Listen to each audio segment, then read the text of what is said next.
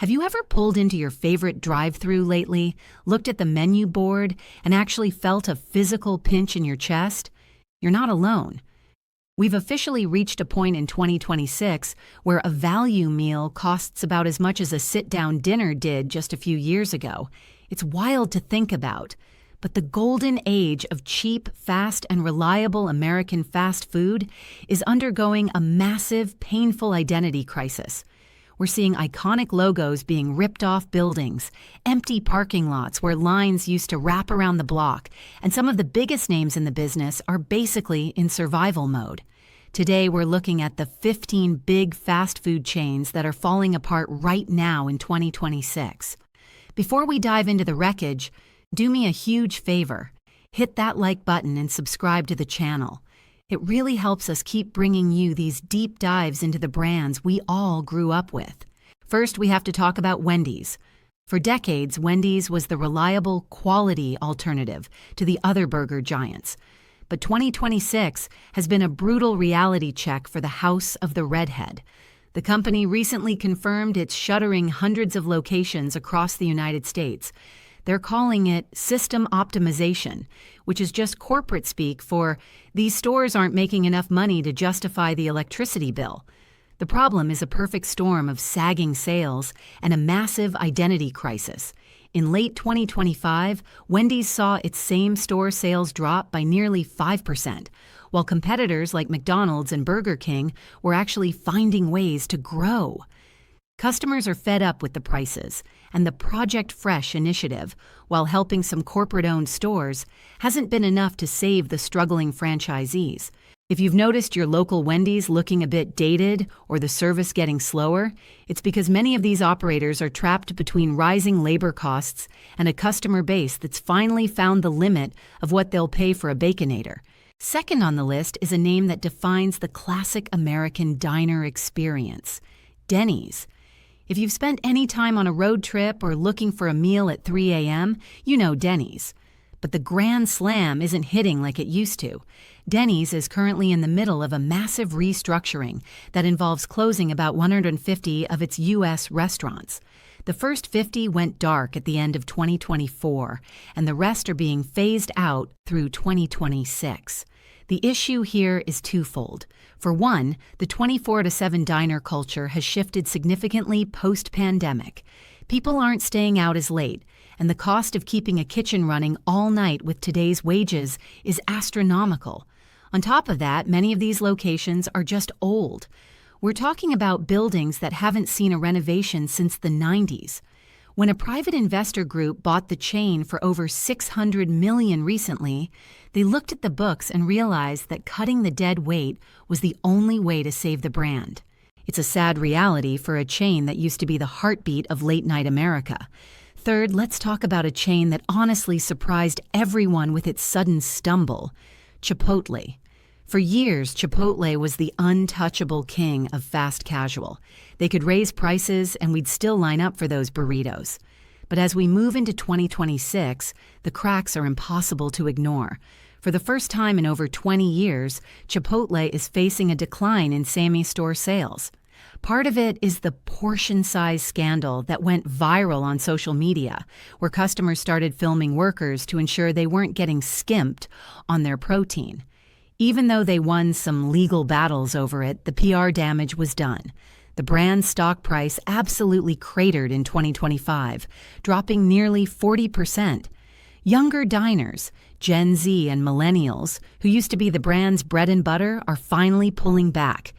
With student loans and high rent, a $16 burrito bowl just doesn't feel like a smart move anymore. Chipotle is trying to pivot with mini portions and high-protein menus for people on weight loss meds. But the spicy revival they're hoping for is far from a sure thing. Fourth is a brand that has been through the absolute ringer: Red Lobster. Now, I know what you're thinking. Didn't they already go bankrupt? Well, yes, they filed in 2024, but their emergence in 2025 and 2026 hasn't exactly been a victory lap. After being bought by RL Investor Holdings, the chain is operating a much smaller footprint, about 544 locations down from its peak. They've completely killed off the ultimate endless shrimp promotion that basically bled the company dry. But in doing so, they lost one of the only reasons people were still walking through the doors. The new CEO is trying to lean heavily into technology and red carpet hospitality. But the core problem remains. Seafood is expensive, and casual dining is a luxury many families have cut from their budget. They're trying to use AI to track guest feedback and tweak flavors in real time. But you can't tech your way out of the fact that people miss the old affordable Red Lobster. Fifth, we have Pizza Hut. It's wild to think that the place that used to host our Book It. Pizza Parties is struggling this hard, but the red roof is looking a little shaky in 2026. While they still have thousands of locations, they've been quietly shuttering underperforming stores across the country. The issue for Pizza Hut is that they're caught in no man's land. They aren't as fast or cheap as Domino's, and they don't have the cool factor of local artisanal pizza shops. Franchisees are also feeling the heat, with some of the larger operators facing serious financial strain. Pizza Hut has tried to innovate with things like melts and new crust flavors. But the delivery and carryout market is more crowded than ever. When you can get a grocery store frozen pizza that's 80% as good for 30% of the price, the Hut starts to lose its luster. That covers the first 5, but we're just getting started. Some of the names coming up in part 2 might actually break your heart, especially if you're a fan of a good sandwich or a classic roast beef. If you're finding this video helpful or just interesting to see how the landscape is changing, make sure to share it with someone who still thinks a $5 footlong is a thing. I'll see you in the next part where we look at the next 5 chains on the brink. Moving into the next set of heavy hitters, we have to talk about the Sandwich King that's been losing its crown for a decade now, Subway. In 2026, the situation has reached a breaking point. For the first time in over 20 years, Subway's U.S. store count has dipped below the 20,000 mark. Just to put that in perspective, they had over 27,000 locations back in 2015. They've basically closed the equivalent of every Taco Bell in America just to stay afloat. The problem is that while Subway was busy fighting over bread recipes and tuna DNA, rivals like Jersey Mike's and Firehouse Subs were busy making sandwiches people actually wanted to pay for. Now owned by Rourke Capital, the same folks who own Dunkin' and Arby's, Subway is desperately trying to modernize with their Subway series and slicers in every store. But many franchisees are still struggling with razor-thin margins. When your average store makes about a quarter of what a Chick-fil-A does, it's hard to stay optimistic about the future of the footlong. 7th on our list is Burger King. If you feel like your local home of the Whopper is looking a little abandoned, there's a statistical reason for that. Burger King's parent company, Restaurant Brands International, has been aggressively weeding out the garden. We're seeing between 300 and 400 closures annually as they move through 2026. They call it Reclaim the Flame, a $400 million investment plan to remodel stores and improve technology, but it's a race against time. The reality is that the average Burger King makes less than half the revenue of a McDonald's, yet the costs of labor and beef are the same for both. Several major franchisees have filed for bankruptcy in the last year, unable to keep up with the debt required to modernize these aging buildings. While the new Sizzle store designs look sleek and digital forward, the question remains, will people come back for a Whopper once the shiny new paint job wears off? 8th is a brand that was the king of the casual Friday for decades, but now feels more like a ghost town, TGI Fridays. After filing for Chapter 11 bankruptcy at the end of 2024, 2025 and 2026 have been about sheer survival. At their peak, there were over 500 domestic locations. Today, they're lucky to have 150. Sales plummeted by over 40% in a single year as the brand struggled to find a reason for people to choose them over better, more specialized options. They've launched a 123 strategic vision to try and reach $2 billion in sales by 2030, but it's an uphill battle in a world where casual dining feels like an expensive chore. When you walk into a Fridays in 2026, the menu is smaller, the staff is leaner, and the vibe is a far cry from the high-energy, flair-filled bars of the 90s. They're betting big on travel hubs like airports and hotels to stay relevant. But for most of suburban America, the Friday feeling has officially left the building. Ninth is Hooters, a chain that is facing a cultural and financial reckoning in 2026. The brand abruptly shuttered dozens of locations across 14 states in mid-2024, and by early 2025, they were officially filing for bankruptcy. The problem for Hooters isn't just the food, it's the entire restaurant concept. In 2026, younger generations are looking for different types of experiences, and the Hooters girl aesthetic just doesn't have the same pull it did in the 80s and 90s. On top of the cultural shift, the rising cost of chicken wings, their signature item, has been a nightmare for their bottom line. They've tried to pivot with Hoots Wings, a fast casual version of the brand without the uniform, but it hasn't caught fire the way they hoped. Now, under new ownership after a 2025 buyout, the brand is essentially a shadow of its former self, trying to figure out how to be resilient and relevant in a world that has mostly moved on. 10th is a chain that was on top of the world just a few years ago, Popeyes. After the legendary chicken sandwich wars of 2019, Popeyes seemed unstoppable. But as we sit here in 2026, the hype has definitely worn off and the financial hangover is setting in. One of their largest franchisees, operating over 130 locations, just filed for bankruptcy this month.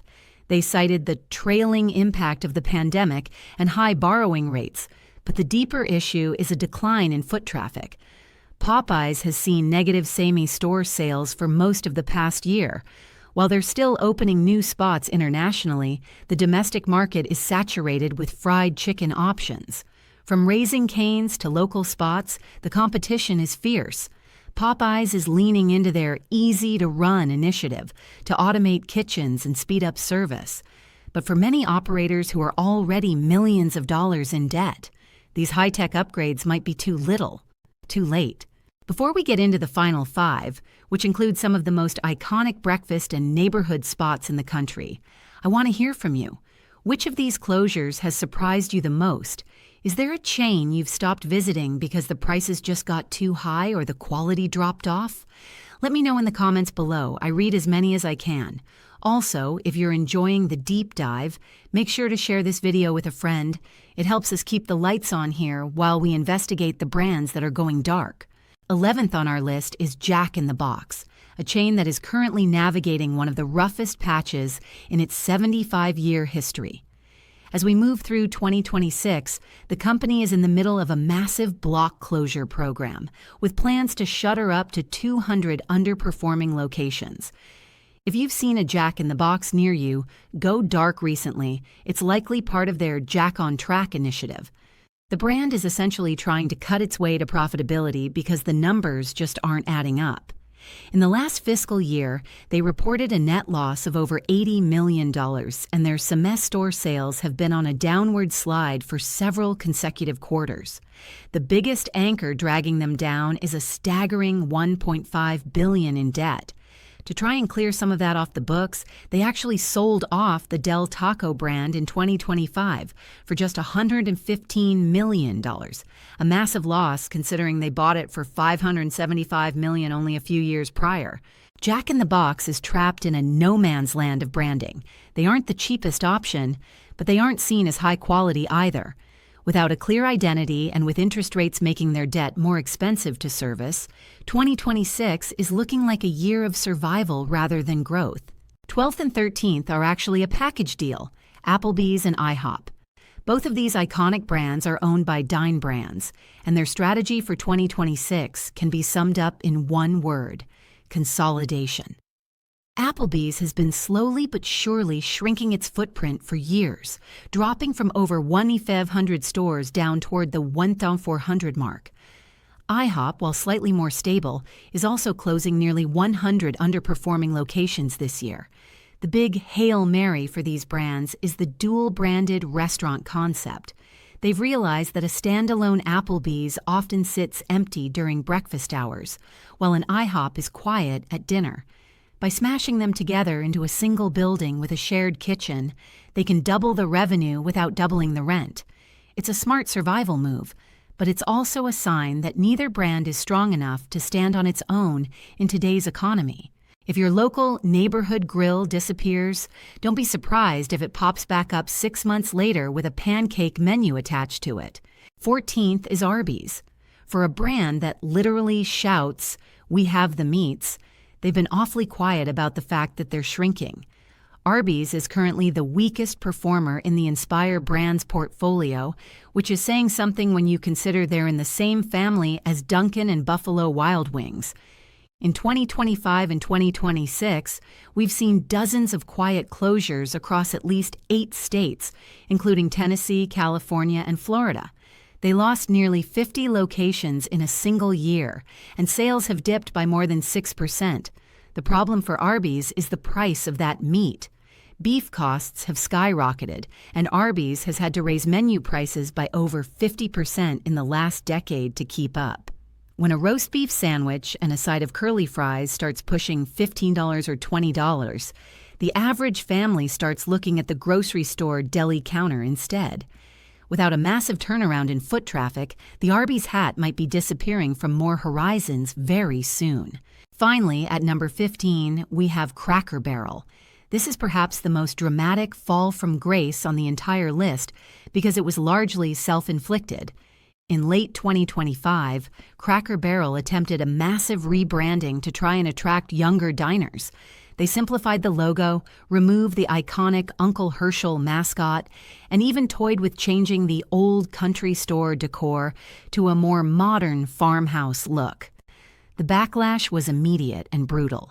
Longtime loyal fans felt betrayed, and traffic plummeted by nearly 10% in a single quarter.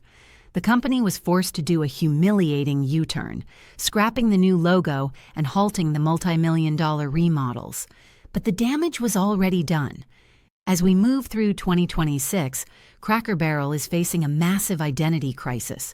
They're desperately trying to win back their base by bringing back fan-favorite menu items and leaning into nostalgia, but they're also dealing with rising labor costs and a retail side of the business that is struggling as people spend less on impulse gifts. It's a cautionary tale. When you try to please everyone, you risk losing the people who actually liked you in the first place. Looking at all 15 of these chains, a clear pattern emerges for 2026.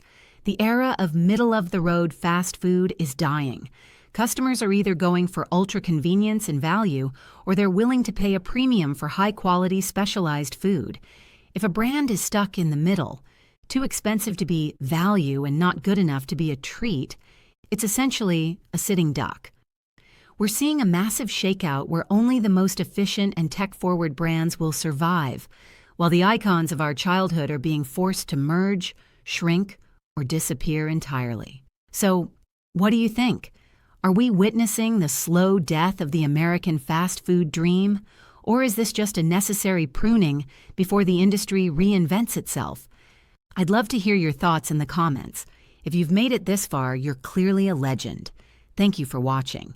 Don't forget to hit that subscribe button so you don't miss our next deep dive into the brands that are shaping our world. I'm also curious, if you had to save just one of these 15 chains from closing, which one would it be and why? Let me know, and I'll see you in the next video.